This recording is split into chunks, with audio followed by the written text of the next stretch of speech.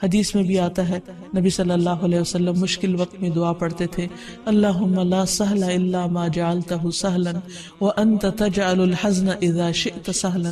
اللہم لا سہل الا ما جعلتہ سہلا وانت تجعل الحزن اذا شئت سہلا، اللہم لا سہل الا ما جعلتہ سہلا وانت تجعل الحزن اذا شئت سہلا۔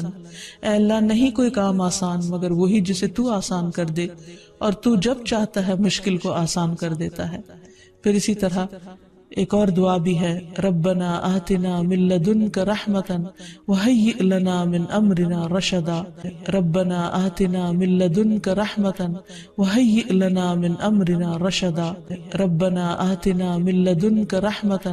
وہیئ لنا من امرنا رشدا۔ اے ہمارے رب ہمیں اپنے پاس سے رحمت عطا کر اور ہمارے لیے ہمارے معاملے میں رہنمائی فرما دے۔ پھر اسی طرح کثرت کے ساتھ درود شریف پڑھنا چاہیے، کیونکہ جو شخص کثرت سے درود شریف پڑھتا ہے تو اس کی ساری فکریں دور ہو جاتی ہیں اور گناہ معاف کر دیے جاتے ہیں۔ پھر اسی طرح یہ دعا بھی، اللہم انی اعوذ بک من جہد البلاء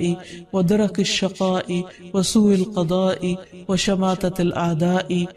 اللہم انی اعوذ بک من جہد البلاء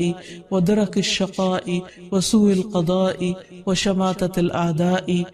اللہم انی اعوذ بک من جہد البلاء ودرک الشقاء وسوء القضاء وشماتۃ الاعداء۔ اے اللہ میں آپ کی پناہ چاہتا ہوں سخت مشقت، بد نصیبی کے پانے، بری تقدیر اور دشمنوں کے خوش ہونے سے۔ پھر اسی طرح اللہم رحمتک ارجو فلا تکلنی الی نفسی طرفۃ عین واصلح لی شأنی کلہ لا الہ الا انت، اللہم رحمتک ارجو فلا تکلنی الی نفسی طرفۃ عین واصلح لی شأنی کلہ لا الہ الا انت، اللہم رحمتک ارجو فلا تکلنی الی نفسی طرفۃ عین واصلح لی شأنی کلہ لا الہ الا انت۔ اے اللہ میں تیری رحمت کا امیدوار ہوں،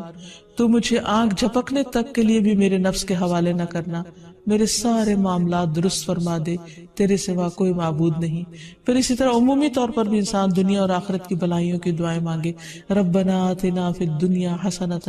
وفی الآخرۃ حسنۃ وقنا عذاب النار، ربنا آتنا فی الدنیا حسنۃ وفی الآخرۃ حسنۃ وقنا عذاب النار، ربنا آتنا فی الدنیا حسنۃ